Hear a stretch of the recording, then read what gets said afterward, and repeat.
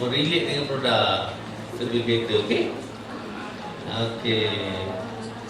Boleh. Yang ni boleh diterima, semua benda ada. Yang depan tu bakal kereta tak blok pun. Oh ya.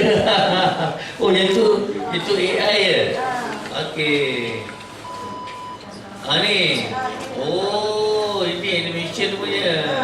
Abang tak cam Itulah tak boleh cam AI ni.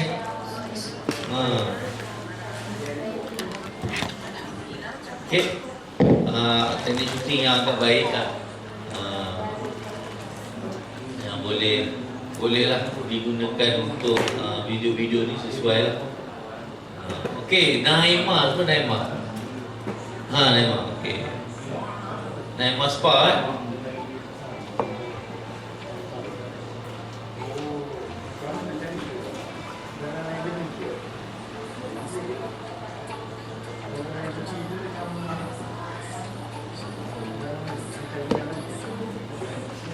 ada close up,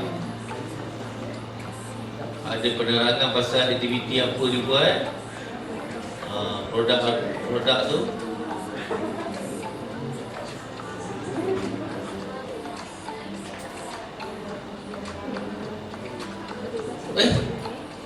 Nama bertangan. Yang tu pakai transition yang orang tu besar jadi kecil ke? Mana? Yang orang duduk atas kursi tu bertangas tu. Tu transition Bukan, dia kan mula-mula besar lepas tu jadi kecil. Dekat bertangas.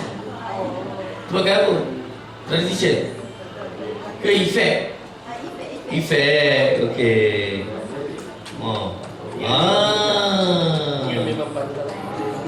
Ini ada batang pada besar jadi kecil.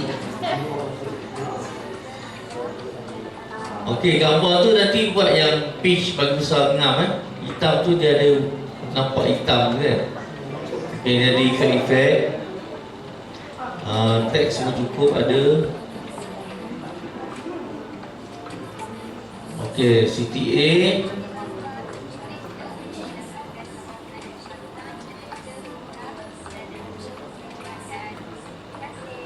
Alright. Okey, Naimah boleh. Minggu ni dah gunakan. Ada buat guna AI ke? Tak ada alright.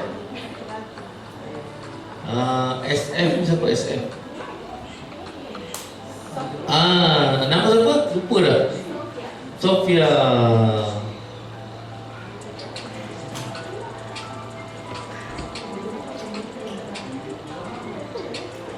Itu aksesori ke?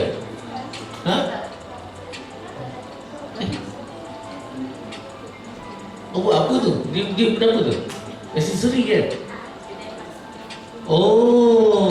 Ni emas ni? Pakai kristal? Okey.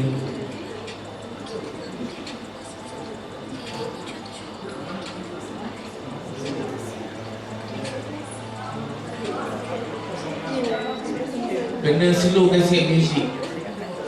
Muzik tu volume kena slow sikit. Sebab suara awak pun slow kan? Lepas tu buang kat belakang.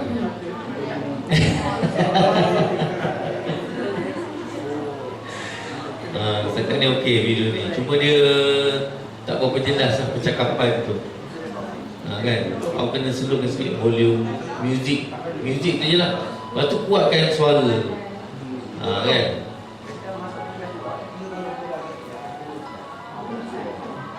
Elmi mana? Backyard glamping. Tu kentang kan?